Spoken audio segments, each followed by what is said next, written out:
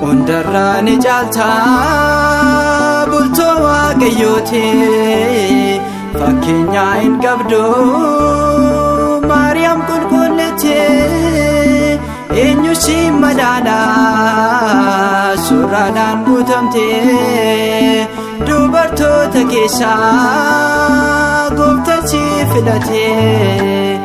Hundarraan caalta bultoo waaqayyooti fakkeenya hin qabdu Maariyaam qulqulleetti eenyu si madaala suuraadhaan guutamte dubartoota keessaa gooftichi filate.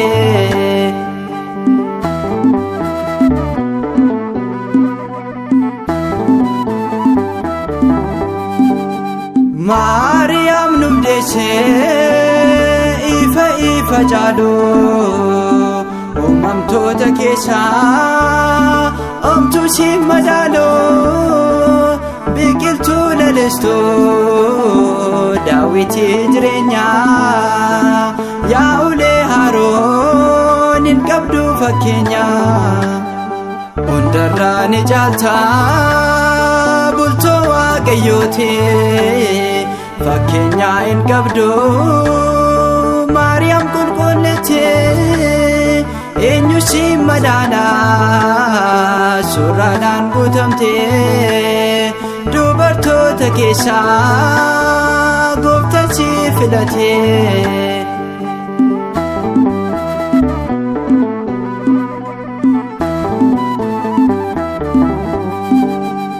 Gaarummaa kan qabdu sinboo jaallatamtu ati eebbifamte durbee filatamtu leemmata warqeete soorata jireenyaa karaa keen fayyine yaa gugee nageenya.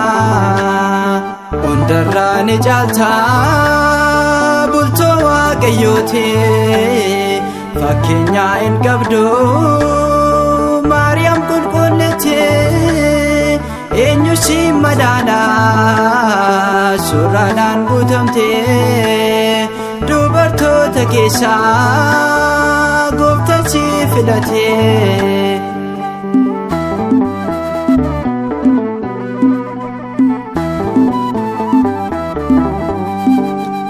Saamirraa siif dhufaa nyaataaf dhugaatiin kee nyaata lafaa nyaanne adda ulfinni kee jecha abbaa simuuf qophooftee argamte fayyisaa addunyaa si kan nuuf laate.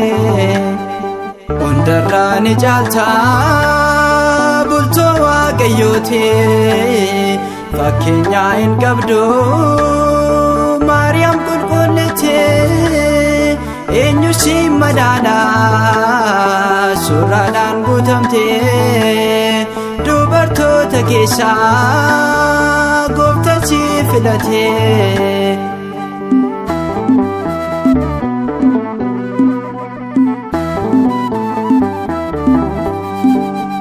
Dhaalonni hundumtuu si galateeffatu haadha Waaqa jabaa jechuun si faarfatu ol baati Yaaqoob durbee qulqullittii badhaasa nuuf taatee fannoo isaa jalatti hundarraa ni caalta bultoo Waaqayyooti fakkeenya hin qabdu Maariyaam qulqullittii eenyu si madaala suuraadhaan guutamtee dubartoota keessaa Gooftaan si filatee hundarraa ni caalta bultoo Waaqayyooti fakkeenya hin qabdu Maariyaam qulqullittii